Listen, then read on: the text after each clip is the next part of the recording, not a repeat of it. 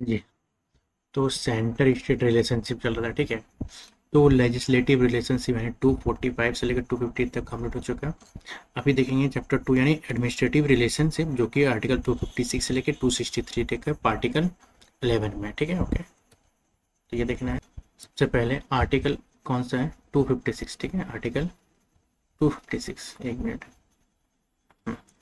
Article 256, ठीक है। Obligation of state and the union, state must ensure. इसमें होता क्या है ना कि आर्टिकल 256 में क्या है, हर राज्य जो है, जितना भी सारा राज्य है, ठीक है, उसको जो पार्लियामेंट, ठीक है, पार्लियामेंट का है, पार्लियामेंट के द्वारा जो बनाया गया कानून है, ठीक है, उसको पालन करना होगा। और जो यूनियन है, यूनियन, ठीक है, और यूनियन जो इसको डायरेक्शन दे सकती है, ठीक है। कहाँ गया? ये रहा। Union can issue direction to the state for the proper implementation. और जो भी पार्लियामेंट सर रूल बनाया है उसको पालन करना होगा, किसको?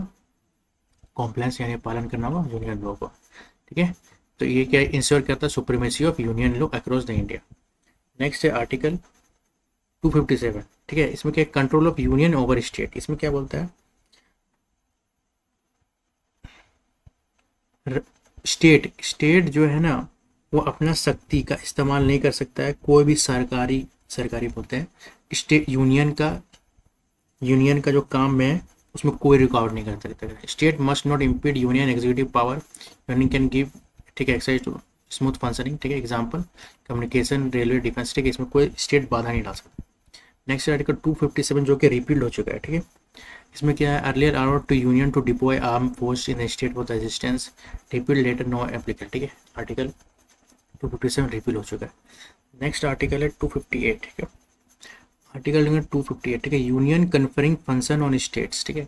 यूनियन में delegate its function to state, require state consent, ठीक है। इसमें स्टेट में कंसेंट गवर्नर करेगा। प्रोमोट कोऑपरेटिव फेडरलिज्म, और 258 में इसका उल्टा, ठीक है। तो इसमें होता है क्या ना कि राष्ट्रपति, ठीक है, यानी कि कहाँ गया 258, ठीक है। इसमें क्या आता है? इसमें राष्ट्रपति, ठीक है। राष्ट्रपति राज्य की सरकार, ठीक है, राष्ट्रपति राज्य सरकार से सहमति लेगा, ठीक है। केंद्र यानी यूनियन, ठीक है, का कोई काम उसको राज्य को सौंप देगा, ठीक है। इसमें क्या होता है कि प्रेसिडेंट जो है, यूनियन का जो काम होता है, ठीक है, जो यूनियन को करना है, ठीक है, वो नहीं कर पा रहा है, उसको करवाना है स्टेट से। तो राष्ट्रपति जो है वो स्टेट, राज्य सरकार यानी स्टेट का गवर्नमेंट से सहमति लेगा और उसको काम दे देगा। उसी तरह आर्टिकल 58 में क्या है कि राज्य का जो राज्यपाल है, ठीक है, राज्य का राज्यपाल है, वो केंद्र सरकार यानी यूनियन गवर्नमेंट से पूछेगा, उससे सहमति लेगा और राज्य का यानी स्टेट का कोई काम यूनियन को देगा, ठीक है। ओके, नेक्स्ट इज आर्टिकल 259 जो कि रिपील्ड हो चुका है। आर्टिकल 259 क्या हो गया? रिपील्ड हो गया, ठीक है। आर्टिकल 259 होता है क्या है कि जो कि इसको seventh amendment, seventh constitutional amendment से इसको हटा दिया गया, ठीक है, जो कि related to arm force in the part B से, ठीक है। Remove of the state reorganization के बाद उसको हटा दिया गया। इसमें क्या था कि जो भी, एक मिनट, ठीक है, पहले क्या था, अलग अलग राज्य में बना हुआ था पार्ट बी पार्ट डी, तो वो हट गया, तो फिर ये भी हट गया। नेक्स्ट आर्टिकल 260, ठीक है। 260 क्या है? Jurisdiction of union in the foreign territories, union can exercise jurisdiction in territories outside India. Outside of India में ज्यूरिडिक्शन अपना कर सकता है, ठीक है, यहाँ का गवर्नमेंट, लेकिन पहले फॉरेन गवर्नमेंट से परमिशन लेना होगा, ठीक है। एग्जाम्पल जैसे इंडियन कोर्ट्स में भी may handle cases in foreign territories if agreed, ठीक है। आर्टिकल 251 क्या है? 261 क्या है? Public act records and judicial proceeding के बारे में। आर्टिकल 261, ठीक है। अच्छा, आर्टिकल 61 क्या है? Full faith and credit must be given to public act records, ठीक है, सब फुल फेथ देना चाहिए। जुडिशियल प्रोसीडिंग्स मतलब कि सब कुछ मानना होगा, मतलब कि जो भी सुप्रीम कोर्ट बोलते हैं, कोई जज बोलते हैं, सब सही है, ठीक है। Ensure uniform recognition for the legal document necessary. Next article 262 क्या, 262 क्या कहता है? Dispute relating the interstate river, ठीक है। तो पार्लियामेंट में provide an education for the dispute relating to interstate rivers. Parliament can exclude Supreme Court jurisdiction in such a matter. Example, interstate water dispute 1956 one enacted in the article, ठीक है। अगर दो राज्य के बीच, ठीक है, किसी नदी पानी लेकर झगड़ा हो रहा है, ठीक है, तो सांसद कानून बनाकर उसको समाधान करेगा। ऐसा मामला में, ऐसा इस सब केस में क्या होता है, संसद जो है ना, सुप्रीम कोर्ट में भी दखल दे सकता है, ठीक है। जो दखल दिया था इंटर स्टेट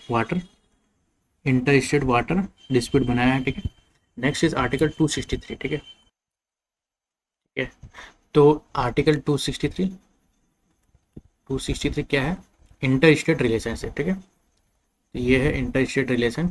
तो इंटर स्टेट काउंसिल, ठीक है, इंटर स्टेट आपसी में, आपस इंटर स्टेट काउंसिल बनाया जाएगा, ठीक है। एक सेकेंड।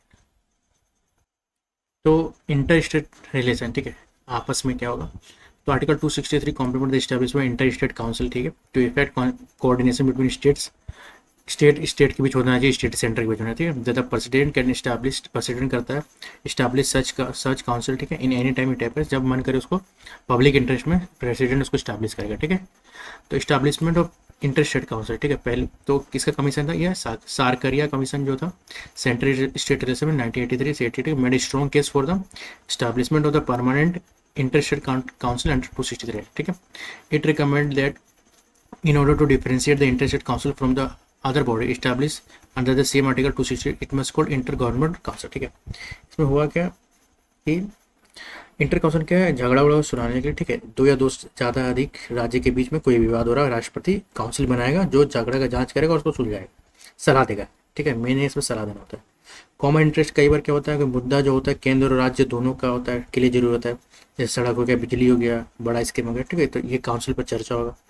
फिर कोऑर्डिनेशन के लिए, ठीक है, ये इसको बनाया जाता है, तो इसको राष्ट्रपति हमेशा बनाता है, ठीक है। और वही तय करेगा काउंसिल को क्या काम और क्या कैसे चलेगा, ठीक है। तो सरकारी तौर पे पहली बार जो सबसे पहला बार जो इंटर स्टेट काउंसिल बनाया गया था वो कब बनाया था? 1999 में, 1990 में, ठीक है। सारकरिया कमीशन उसको बोलते हैं। तो सारकरिया, ठीक है, in the presence of the above recommendation of the Sarkaria commission the Janata Dal government headed by the VP Singh establish the inter state council, पहली बार बनाया गया। It consist of following member: prime minister, chairman, ठीक है, chief minister of all the state, ठीक है, और chief minister of the union territories, ठीक है, सबको बनाता है। पीएम रहता है, सीएम रहता है, ठीक है, और लेजिस्लेटिव असेंबली का भी सीएम रहता है।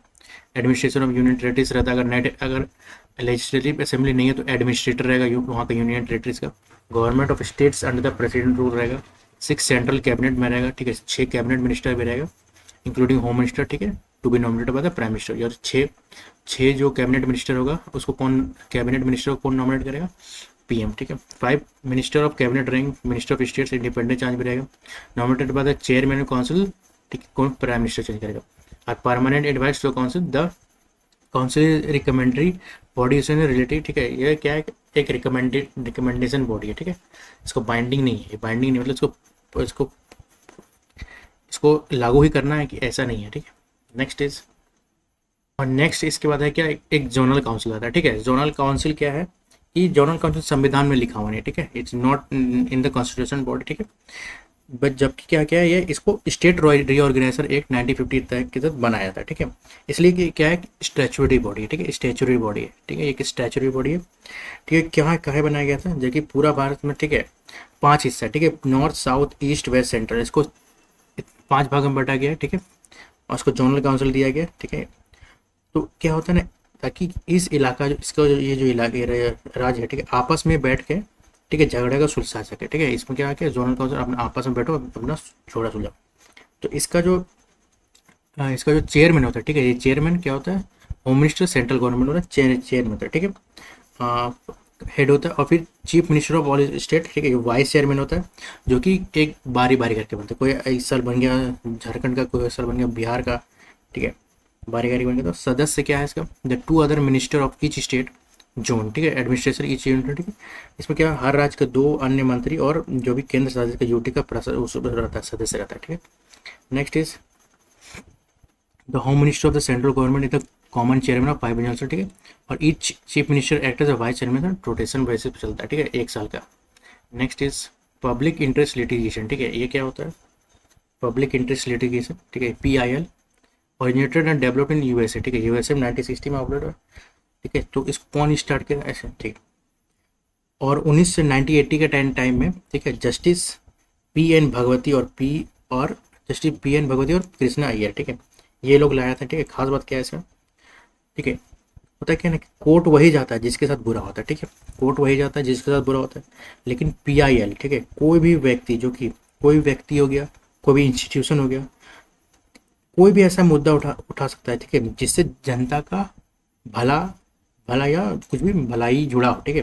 जैसे हो गया एग्जांपल हो गया, जैसे प्रदूषण ज़्यादा हो गया, बच्चों का शोषण, ठीक है, कोई भी नॉर्मल मुद्दा, उसको उठा के direct public integration litigation court में डाल सकता है, ठीक है। इसको क्या बोलते हैं, जुडिशियल एक्टिविज्म इसको बोलते हैं, ठीक है, जुडिशियल एक्टिविज्म। कि मतलब अब तुम्हारे पास सब कुछ है तो क्यों ना इसका यूज़ किया जाए, ठीक है। तो क्या होता है ठीक है, चलो। और एक और इम्पोर्टेंट, जैसे ये जर्नल काउंसिल है ना, तो यहाँ पे एक और 1971 में नॉर्थ ईस्ट काउंसिल बनाया गया था, ठीक है, 1971 में, ठीक है। तो इसको क्या बोला था, 1971 में एक नॉर्थ ईस्ट काउंसिल बनाया गया था, जिसमें नॉर्थ ईस्ट का जो 8 स्टेट है उसको शामिल किया गया था, ठीक है। और ये बना कैसे था, नॉर्थ 1971 का एक्ट से, ठीक है। तो ये चैप्टर 2 कंप्लीट हो गया। अब कल देखेंगे हम लोग फाइनेंशियल रिलेशन, जो आर्टिकल 268 से लेकर 293 तक है, चैप्टर 3, ठीक है।